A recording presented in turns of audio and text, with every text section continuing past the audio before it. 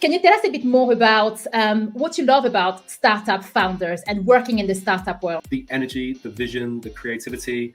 Very often they've seen some kind of pain in their respective market and they want to do something about it. All of us want to fix the world in some way, but they've actually gone and done something about it. They've got off their backsides. They're like, right, this is what I'm going to do. They find themselves, in a podcast, listening to a podcast like this, or in Founder Institute, or another accelerator or something like that. And all of a sudden, this idea, this pain that they've identified starts to take shape and turn into a business. And I love that. I love that whole process. What is your secrets to kind of getting into the soul of the people you work with to get their story out, especially when you come from a non-sales or marketing background, especially when you come from a tech background like me? Yep. We love to be so factual, right? It's about the facts, it's about the functionalities and all of that. And the storytelling element, which is really important, it doesn't really come naturally for us. So how do you kind of, when you work with people, you try to get them to change their mindsets, to embrace that aspect of themselves that they might not have discovered before? It's actually something that I've had to learn myself, because I'm actually quite technical myself. And back in many years ago, 200 years ago, etc., I was super technical. So, but I could also tell a story, right? And I could also see a gap in the market. And so everyone I work with now, and to be honest, it's probably the majority of founders that I work with who are tech founders, who traditionally focus, like you rightly say, on feature function, ones and zeros. I try and get to lift them out of that and focus on what's the vision, what's the problem that you're trying to solve. Let's align that to your story, because typically a founder's vision is aligned to some kind of pain that they've observed or have experienced directly. And then from there, really start to do the storytelling and then get to the outcome.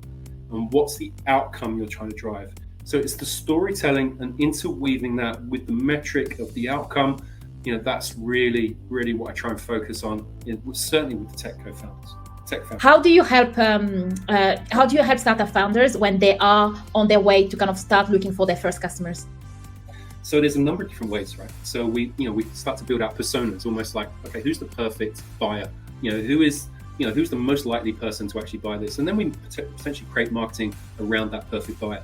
And that perfect marketing could be a series of email messages. It could be a script for a phone call. It could be a series of LinkedIn messages. It could be every single possible way that you could figure to get hold and get in front of that person. But if I come back to the initial question, right? Okay, so how do we find a customer? Well, where do your customers live? Naily, where do your customers live? Well, LinkedIn, lots of forums that are based on startups, accelerators, all that lovely stuff. Exactly the place where many of my customers live. So ultimately, starting to boost your profile as a person of influence. Someone who is actually active in the ecosystem, who can not only be, the friendly face of wonderful podcasts and startups and things like that, but also someone who's going to add value. Work on your profile. Make sure that you're a person of influence, in your area. And sometimes people start coming to you for advice. Offer, office hours.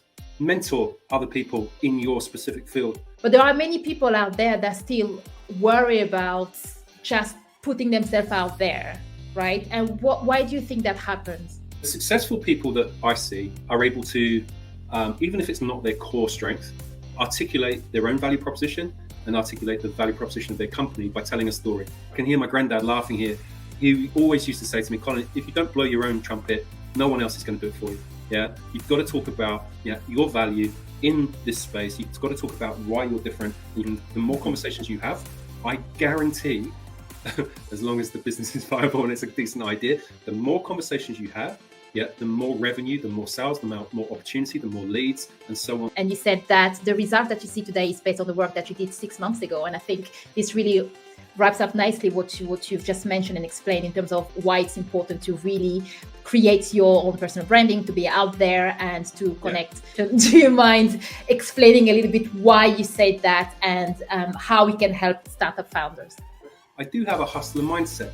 I very often don't take no for an answer, or a no means no, not right now. No, there's always a way until there's not. So, how convinced are you that you've actually figured out all the different ways that there could possibly be to solve this problem, whilst taking in the amount of risk and the amount of investment required and all those kind of things. So as long as you're forewarned and forearmed with all of the facts, then of course you are then able to make an informed decision.